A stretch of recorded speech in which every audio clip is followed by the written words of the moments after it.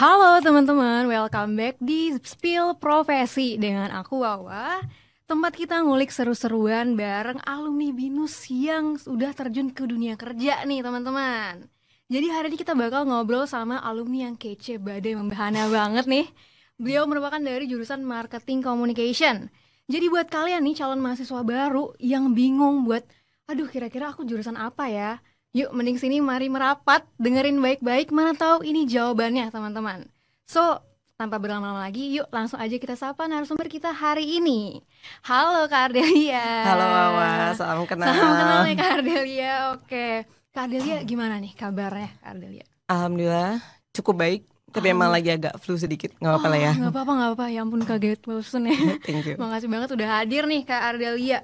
Jadi aku pengen tanya nih Kak, untuk sekarang nih kira-kira kakak tuh lagi sibuk apa sih Kak? Oke, untuk saat ini sibukannya adalah kerja seperti biasa. Terus ada juga bisnis sampingan sedikit sih. Oh, kalau boleh tahu nih Kak, boleh gak sih Kak di-sharing kakak tuh kerja di mana dan jadi apa sih gitu? Oke, aku saat ini bekerja di salah satu perusahaan swasta di Jakarta sebagai marketing communication dan juga customer relation specialist. Oke, wah keren banget ya Kak ya. Dari mahasiswa jadi marketing dan customer spesialis di Perusahaan swasta di Jakarta. Oke, baik. Tapi aku penasaran nih Kak. Ini kan kakak dulu kakak dulu itu pernah jadi marketing communication ya, alumni ya. Tapi aku penasaran tuh dulu awalnya kenapa kakak tuh pilihnya komunikasi di BINUS gitu. Apa pacuannya gitu? Ini menarik sih. Sebenarnya sebelumnya belum kepikiran BINUS. Tapi emang waktu SMA itu sering banget wondering kayak ini tuh kenapa disebutnya A ya? Terus kenapa ya brand itu kok laku banget? Terus kayak kenapa ya si orang ini tuh kalau ngomong aku suka banget gitu. Sedangkan kalau satu lagi aku kayak kurang suka lagi sama dia. Padahal sebenarnya mungkin mereka sama-sama artis, sama-sama orang yang juga kasih wejangan dan sebagainya gitu ya. Nah di situ aku mulai kayak kenapa ya mereka bisa kayak gitu ya? Kenapa ya? Kok aku penasaran banget. Akhirnya cek ke segala macam. Di SMA kan ada kayak tes psikologi atau segala macam yang cocok apa. Psikotes gitu ya kan? Akhirnya yaudah deh kuliah komunikasi deh. Nah waktu itu kalau BINUS, karena BINUS ke sekolah aku. Terus kayak ada biasa lah ya sosialisasi apa segala macam. Udah kasih diskon kan tuh untuk daftar. Udah daftar langsung deh terima. Makanya aku dapetnya ABN. Oh ABN, oh cepet ya. Oh batch yang paling awal banget. Jadi makanya udah keterima di BINUS. Udah jadi kayak pas yang SBMPTN dan lain. Enggak. Berarti bener-bener ngambilnya udah BINUS aja udah gitu ya. BINUS aja deh gitu. Oke, karena BINUS juga ini ya top one swasta di Jakarta, di Indonesia ya. Nah kebetulan itu kakakku juga BINUS, tapi dia arsitektur. Oh arsitektur, wah keren banget. Oke. Nah sebagai mahasiswa nih Kak, kakak communication gitu kan. Tadi kakak juga sempat mention ibaratnya pembawaan dari seorang influencer lah jatuhnya ya. Untuk kayak ngeliat, oh ini kayaknya komunikasi nih sama-sama ngomong tapi kok beda nih feel-nya gitu. Nah itu kan pasti mereka ada belajar skill-skill yang nggak semua orang tuh ketahuin gitu. Karena kan orang-orang bilang komunikasi tuh yang ngomong doang gitu. Nah as mahasiswa nih di communication BINUS terutama, kira-kira nih Kak pas kakak terjun ke dunia kerja, ada gak sih skill yang kayak oh ini senjata andalan gue nih gitu setelah kuliah gitu? Jadi ini mungkin skill yang perlu dimiliki sama semua anak komunikasi ya. Ini bisa dibilang skill soft skill ataupun hard skill. Tapi ini koreksinya Bapak Ibu para pakar-pakar komunikasi, itu menurut aku storytelling. Jadi memang sorry ya. Iya gak apa-apa Kak. Setiap anak komunikasi itu perlu banget punya skill storytelling. Karena terutama di dunia kerja itu banyak banget tuntutannya. Data-data tuh banyak banget. Terus insight-insight juga banyak banget. Jadi apapun itu harus dikemas menjadi sebuah laporan kan. Nah kalau kamu gak punya skill storytelling, laporan kamu tuh yang ditulis udah jadi dokumen aja.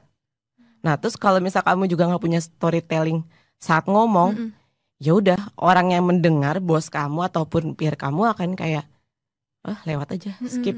Gak akan memberikan mereka insight ataupun bisa jadi dampak buat perusahaan kan gitu. Kayak berubahnya kayak gimana, improve-nya kayak gimana gitu sih. Jadi makanya skill harus punya sih storytelling. Itu penting banget. Cara penyampaian berarti ya Kak. Betul, sama sekalian gimana kamu memframing data informasi itu menjadi sebuah laporan. Benar, gitu. Karena kayak cuma 1+1 2, ya udah 2 aja gitu. Tapi kan bisa 1+1 jadi 2, 2 tuh bisa jadi bebek, bisa jadi apa itu bener gitu. banget sih, itu bener, aku relate banget sih. Gitu. Kayak as communication tuh kita bener-bener mungkin bahasanya tuh ngarang ya, pintar ngarang, tapi emang bener-bener ngarangnya yang bisa ngambil hati orang kayak gitu. Betul. Tapi ngarangnya yang nggak di luar jalur ya gitu. Tetap jujur ya, Kak. On track ya, tetap jujur juga gitu. Lebih ke pembawaannya, pembahasannya tuh bisa dirangkai dengan baik seperti itu. Nah, oh iya Kak, aku tuh juga baca Kak. Kakak tuh sempat jadi, ini aku penasaran sih Kak, Media Public Relations Specialist di Asian Games. Betul. Itu selama 2 bulan ya Kak ya? Iya. Itu keren banget sih. Itu boleh diceritain gak sih Kak pengalaman Kakak di sana? Terus skill apa tuh yang Kakak pakai waktu itu? Oke. Jadi waktu di selama Asian Games itu jadi media relation itu itu lebih banyak bikin press release tuh selama Asian Games itu kayak gimana. Terus skill yang paling menonjol saat itu sih adalah media handling. Jadi gimana kita menjamu media, gimana kita berkomunikasi sama media, gimana kita membuat mereka tuh nyaman gitu selama datang. Karena kan ada yang dari luar negeri ya, itu budayanya kan beda banget sama kita. Benar. Itu benar-benar kita provide semuanya, dari mulai kayak wifi, makanan pun kita juga concern banget tuh. Jadi makanan kayak pagi itu makanannya snack biasa, roti-rotian. Siang tuh ada western, ada yang Asia gitu-gitu segala macam. Kemudian juga di situ kita ada skill yang namanya monitoring media. Pemberitaan itu kita monitoring. Jadi apakah di hari ini itu ada pemberitaan yang positif, ada pemberitaan yang mungkin negatif, ada yang ya netral-netral aja. Itu kita monitor tuh setiap hari. Jadi sehingga akhirnya setiap hari itu kita bisa mengantisipasi apa sih yang harus kita improve. Terus apa sih yang misalnya kita kayak ini kayaknya bakal jadi isu deh nih gitu. Nah itu kita udah mulai siapin tuh press release ataupun kita bikin konten-konten apa yang akhirnya bisa mendrive biar nggak jadi negatif kayak gitu. Oke. Berarti ya ibaratnya kakak mantauin gimana media itu responnya ya terhadap acara itu. Betul. Gitu ya. Oh gitu. Oke. Nah, terus aku tuh lihat juga nih Kak di tahun 2020 sampai 2023. Banyak ya research ya bagus. Kakak tuh pernah jadi communication coordinator di FIBA. Federation International de Basketball. Bener ya Kak ya? Itu bisa di-sharing juga gak sih Kak skill yang diterapkan di sana? Itu kan internasional tuh. Sama kayak Asian Games. Sebenarnya sih beda-beda tipis sama yang tadi. Tapi kalau untuk yang di FIBA itu itu juga lumayan menghandle konten-konten sosial medianya juga sampai jadi produksi kayak misalnya kayak podcast kayak gini. Itu juga kita yang produksi itu ngehandle juga. Terus kita tektokan sih sama federasi-federasi setiap negara gitu. Nanti kita mau kolaborasi apa ya kontennya. Terus kita nanti mau photoshoot misalnya atletnya apa segala macam. Itu juga kita kontek-kontekan segala macam sampai akhirnya untuk di Piala Dunia tahun 2023 kalau nggak salah itu komunikasi kan mulai ada ESG ya, environmental itu kan. Nah itu juga aku bantu untuk koordinasi penanaman pohon ataupun sebagainya gitu. Jadi ada kalau kita bilang CSR ya, program CSR-nya kayak gitu. Oke. Wah, ini banyak banget ya kayak pengalaman kakak nih. Ada lagi nih, satu lagi nih yang aku lihat nih Kak. Kakak tuh juga kerja di Indonesian Basketball League ya atau IBL selama 4 tahun. Lumayan lama tuh Kak ya. Itu kakak kerjanya di bagian apa dan ngapain aja tuh Kak? Nah kalau IBL itu sebenarnya aku itu kalau dihitung sebenarnya 6 tahun. Oh 6 tahun. Jadi aku dari semester 5 udah mulai freelance di situ. Wah. Jadi aku kerja sambil kuliah. Nah itu pertama semester 5 sampai lulus tuh aku cuma jadi sosial media freelance. Ikut tuh ke setiap kota. Dia setiap weekend tuh pasti keluar kota. Terus aku jadi sosmed lah, bikin konten, bikin caption, terus interaksi sama pemain-pemain apa segala macam, terus bikin giveaway apa segala macam. Oh itu kakak yang ini ya, yang ngaturinnya ya? Betul. Terus sampai kayak website tuh artikelnya apa segala macam itu aku sama tim aku yang bikin. Kemudian setelah lulus langsung ditawarin jadi karyawan gitu. Oh Itu my jadi God. lumayan blessings. Nah Iya, akhirnya bener. bekerja setelah lulus ya 4 tahun itu, jadi ya sekitar 6 tahunan lah kerja di 6 situ. tahun Jadi ya. kerjanya digital spesialis lah. Oh, digital Jadi dari spesialis. mulai Konten. bikin Mm-mm. strateginya, strategi konten, komunikasinya, komunikasi. sampai produksi, Mm-mm. sampai post produksi tuh kayak ngeliatin report-reportnya, insight, terus sampai harus nge-ads juga, ads operation kayak Meta Ads, Google Ads, YouTube Ads TikTok gitu, Ads, gitu. Ngurusin AdSense juga Kak. Mm-mm. Gitu. Jadi kayak Oke. gitu-gitu aku ngerjain semua. Oh, berarti udah start dari semester 5. Berarti Mm-mm. aktif banget ya.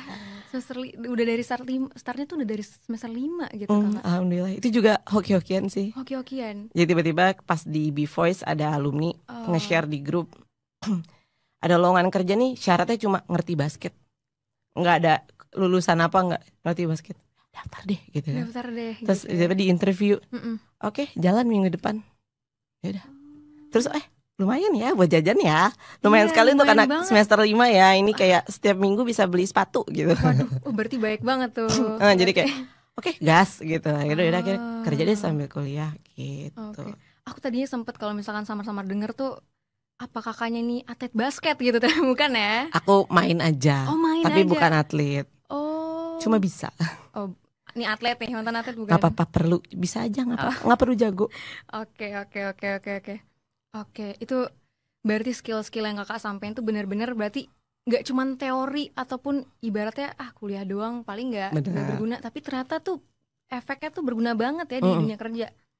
Nah, itu ibaratnya berarti praktek apa ya, eksekusi dari pembelajaran tuh ngefek di dunia kerja. Banget. Iya, oke. Nah, tapi ngomongin mahasiswa nih ya kayak itu kan ya realita aja lah ya, mahasiswa tuh pasti nggak mulus jalannya, ada aja drama gitu, struggle gitu ya. Mungkin aku pengen tahu nih Kak, tantangan terbesar kakak ya pas kuliah tuh apa sih? Terus kayak gimana kakak tuh bisa survive dari tantangan itu? Oke, itu karena aku tadi di semester 5 udah kerja, tantangan paling besar adalah time management. Itu aduh ya ampun gitu kan. Iya. Karena kan BINUS juga kan maksimal absen kan 3 ya kan. Nah itu benar-benar aku kayak harus benar-benar bolak-balik ke kampus apa segala macam. Terus kayak aku waktu itu udah kuliah sambil kerja, jadi aku selalu bikin notes. Gimana survive tuh aku selalu bikin notes, catet. Jadi mau buat make sure nggak ada hal yang keskip gitu kan ya. Terus kedua, aku tuh selalu kalau misalnya kuliah ada tugas, kerjain hari itu, harus selesai hari itu atau enggak nunda ya, maksimal besok ya. Karena kalau enggak weekend aku udah keluar kota, kerjanya dari pagi sampai malam, pasti bakal keskip. Even nggak keskip, pasti nggak bakal bagus gitu. Lumayan Scorpio ini kan agak ambisius ya. Jadi kayaknya kalau kayak gini enggak deh gitu. Jadi aku memang harus kerja hal itu juga. Dan yang terakhir, nggak terakhir. Yang ketiga, punya teman banyak sih. Jadi lumayan ngebantu tuh teman-teman. Kayak kadang ada yang kerja kelompok, kita bisa mobile kan gitu, kontek-kontekan sama mereka gitu segala macem. Terakhir sih, yaudah minum vitamin aja Kak, biar nggak ngedrop ya, gitu. Untuk asupan sendiri ini ya. Iya benar-benar. Tapi emang kalau di perkuliahan tuh teman membantu banget sih. Banget. Walaupun stres nih, kalau ada mereka tuh pasti kayak wah happy gitu, walaupun enjoy gitu, walaupun ya aduh mau gila nih gitu kan. Karena bisa jadi tempat kita nebeng nginep gitu. Bener. Oke. Berarti kakak cara cope kayak gitu ya selama di perkuliahan. Oke. Tapi nih Kak, biasanya tuh ada momen yang kayak yes, gue nggak salah pilih jurusan nih. Nah kakak sendiri ini punya nggak sih momen aha gitu? Momen aha tuh ya. Mungkin ya tadi lah ya, pas yang udah kerja agak terlambat sih memang ahanya, nggak dari awal gitu.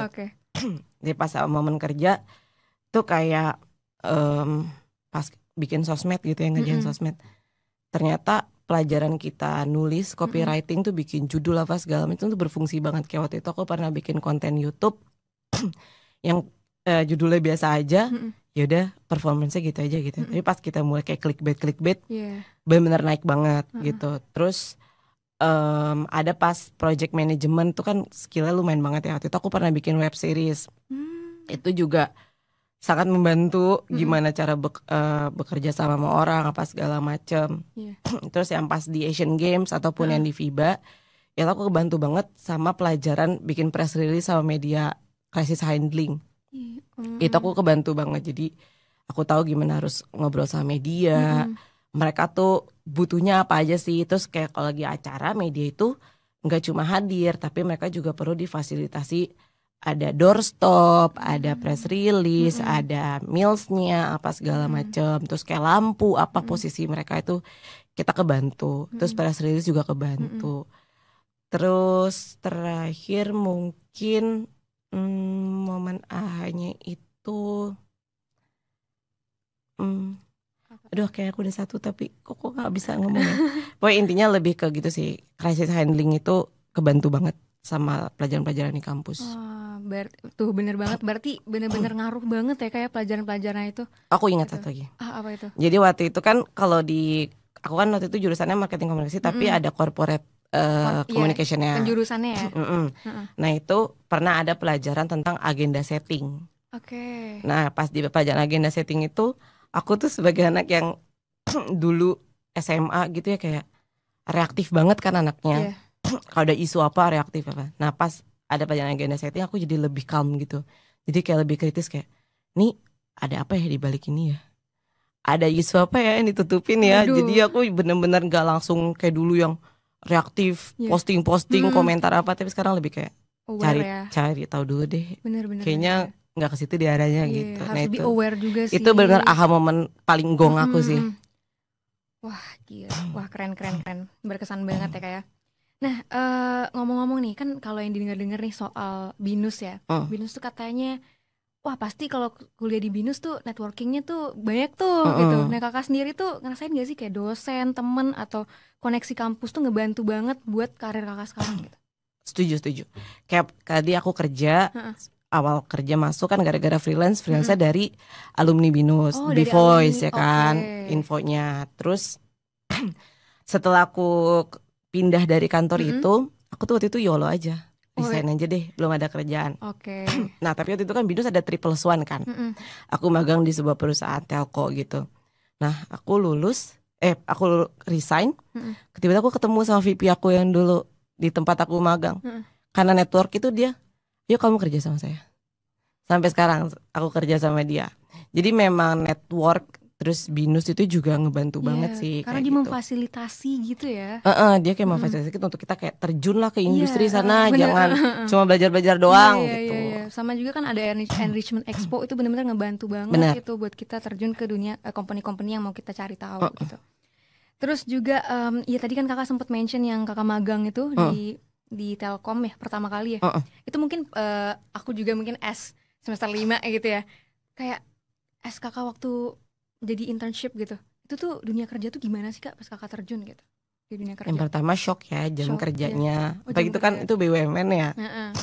Jam 8 udah masuk kak gitu. Sedangkan kalau kuliah kan kita kadang jam 9, jam 10 atau siang gitu ya. Setiap hari gak bangun pagi nih, bangun pagi. Terus yang kedua dunia kerja tuh cepat banget, apalagi komunikasi cepet banget. Kayak dulu awal-awal masih cuma media konvensional, itu kan hasilnya bisa diukur tuh nggak langsung gitu ya. Nah semenjak digital tuh kayak cepet banget pace-nya, tiap hari apa segala macam. Terus kita harus sesuaiin terus gitu kan segala macam. Hari ini viral, besok viralnya beda lagi gitu segala macam. Jadi makanya dunia kerja tuh kita harus bener-bener selalu siap, selalu belajar. Sama jangan pernah malu buat nanya. Karena kalau kamu gak nanya, terutama di pas lagi magang ya, kamu pertama gak bakal dikasih kerjaan. Kayak pasti kakak-kakaknya kan gak kenal kamu banget gitu ya. Pasti kayak ya kalau kamu gak merimain dia gak akan ingat kamu dan kamu gak akan dapat kerjaan gitu. Terus yang kedua, kalau kamu gak nanya, kamu akan salah. Misal ngerjain apa? Salah aja gitu, nggak puas apa segala macam kayak gitu sih. Oke. Ya karena mereka juga nggak berekspektasi ya sama anak internship ya. Bener, nggak ada ekspektasi yang tinggi. Oke, itu ini keren banget ya insight-insight dari kakak dan pengalamannya juga banyak gitu. Mungkin ini terakhir nih kak, sebelum kita tutup, ada nggak sih kak? Mungkin boleh dikasih nih pesan atau tips buat calon mahasiswa yang bingung buat pilih jurusan, buat calon mahasiswa baru ini. Gitu. Oke. Sebenarnya kalau buat calon mahasiswa bingung apa enggak, intinya gini sih, kamu tuh kuliah, sekolah itu nggak cuma buat gelar ataupun cuma buat teori-teori aja sih. Tapi intinya mindsetnya adalah gimana kamu mau ningkatin level diri kamu. Betul. Intinya itu, mau itu kamu belajar kayak, mau kamu sosialisasi di mana-mana jadi darling lah di sosial gitu, atau misalnya kamu cuma nonton atau apa, pokoknya yang penting intinya kamu harus meningkatkan level diri kamu. Itu satu. Terus kedua, kamu tahu ya kamu maunya apa. Dan yang terakhir, jangan pernah takut buat nyoba, sama jangan pernah takut buat berkolaborasi sama orang. Karena zaman sekarang eranya tuh udah bukan kompetisi. Benar. Tapi eranya kolaborasi. Benar banget. Kayak gitu. Jadi jangan merasa paling hebat dan merasa paling rendah. Ya udah di tengah-tengah aja lah ya gitu. Oke deh kalau gitu, pesannya super relate banget. Dan ini pasti teman-teman yang di rumah nih yang nonton tuh, wah bener banget tuh gitu. Oke deh kalau gitu, thank you banget nih Kak Ardelia nih udah nyempetin waktunya mau sharing cerita dan pengalaman hari ini. Oke kalau gitu nih, buat teman-teman nih yang lagi dengerin, semoga obrolan ini bikin kalian makin kebayang betapa serunya kuliah di jurusan Communication BINUS. Karena juga tadi peluang-peluang kerjanya itu gede-gede guys setelah lulus. Oke deh kalau gitu, jangan lupa follow podcast Spill Profesi biar nggak ketinggalan episode seru lainnya. Aku Wawa, sampai jumpa di next episode. Bye.